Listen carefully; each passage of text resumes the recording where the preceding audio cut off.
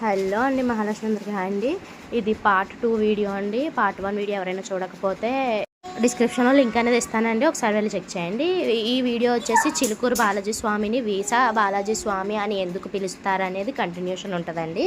Please అండి వీడియోని చివరి వరకు చూడండి, అప్పుడే మీకు అయితే అర్థమవుతుంది అనమాట. కొంతమంది చదువుకునే పిల్లలు స్టూడెంట్స్ వచ్చి స్వామివారి దగ్గర అయితే దర్శనం అది చేసుకొని కోరిక అనేది కోరుకుంటారట అండి. అదే వీసా రావాలని చెప్పేసి అయితే అనుకుంటారంట. ఇంకా వాళ్ళందరికీ కూడా వీసా రావడం వల్ల ఎవరు వచ్చి వీసా కోసం అని స్వామివారిని దర్శనం చేసుకున్నా కానీ వీసా అనేది రావడం అనేది జరిగిందంట అండి. అందుకనే వీసా బాలాజీగా పేరు పొందారనమాట ఈ స్వామివారు. ఇక్కడ మేము దర్శనం చేసుకుని వచ్చి కూర్చున్న తర్వాత అమ్మవారిని బయటికి అయితే తీసుకొచ్చారనమాట. అట్లా తీసుకొచ్చినప్పుడు ఇక్కడ భక్తులందరినీ కూడా తిరగకుండా ఆపేసి అమ్మవారిని లోపలికి అయితే తీసుకెళ్లారండి.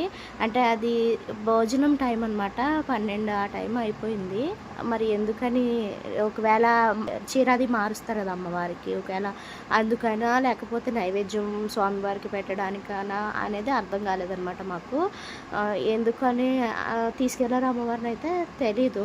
ఇది కూడా చూడండి, బయటకు వచ్చేసిన తర్వాత గుడి దగ్గరలోనే మనకైతే రూమ్స్ అనేవి అవైలబుల్లో ఉంటాయండి. ఇంకా బయటకు వచ్చేసిన తర్వాత చిన్నగా అయితే షాపింగ్ అనేది చేసామన్నమాట. మా పిల్లలు గాజులు కూడా నేనైతే ప్రైజింగ్ అనేది కనుక్కున్నాను అనమాట. ఇక్కడ ఎలా ఉంది, మనం కూడా సేల్ చేస్తాం కదా, అక్కడికి ఇక్కడికి తేడా ఏందని చెప్పేసి అడిగితే అక్కడ కూడా 100 రూపీస్ చెప్పారండి. గాజులు ఒక డజన్ వచ్చేసి 100 రూపీస్ అట్లా చెప్పారు. ఈ రైన్ డ్రాప్ బ్యాంగిల్సే. నేను ఒక సెట్ గాజులు తీసుకున్నాను అనమాట. మా ఆయన కూడా పెళ్లి రోజు కదా తీసుకైతే చెప్పాడు అనమాట. ఒక 2 డజన్లు అయితే తీసుకున్నాను నేను. ఒక చేతికి డజన్ అట్లాగా స్టోన్ బ్యాంగిల్సే తీసుకున్నాను నేను. రైన్ డ్రాప్ ఏం తీసుకోలేదండి. రైన్ డ్రాప్ ఆల్రెడీ మన దగ్గర ఉన్నాయి కదా. ఇదిగోండి, మేమైతే చెట్టుకి మనసులో కోరుకొని కడితే నెరవేరుతుందని అయితే చెప్పారు కదా. ఈ చెట్టు దగ్గరికి అయితే అత్తయ్య అమ్మ కూడా వచ్చి కడుతున్నారనమాట. అది ఎన్ని ముళ్ళు వేశారని చెప్పేసి చూస్తే 3 ముళ్ళు అయితే వేసున్నాయండి. 3 సార్లు కింద ముళ్ళు అయితే వేశారనమాట ఇంకా అనుకొని. ఇంకొక ముఖ్యమైన విషయం ఏంటంటేనండి, ఇక్కడ ప్రదక్షిణలకు కూడా ఒక కథ అయితే ఉందండి. అదేంటంటే స్వామివారు గుడిని కట్టిన తర్వాత గుడి కోసం అని చెప్పేసి బోర్ని తవ్వుతుంటే వాటర్ అనేది అసలు రాలేదంట. వాటర్ రాకపోవడం వల్ల ఆ గుడికి సంబంధించిన అర్చకులు ఎవరైతే ఉంటారో స్వామివారిని మనసులో అనుకొని ఒక్క ప్రదక్షిణ అయితే చేశాడటండి.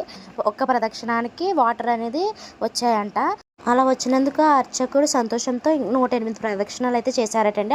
అప్పటి నుంచి ఇక్కడికి వచ్చిన భక్తులందరూ కూడా ఒక్క మనసులో కోరుకుని ఒక్క ప్రదక్షిణం చేసి వెళ్ళిన తర్వాత వాళ్ళ కోరికలు అనేవి నెరవేరిన తర్వాత వచ్చి మళ్ళీ 108 ప్రదక్షిణలు చేసి వెళ్తారటండి.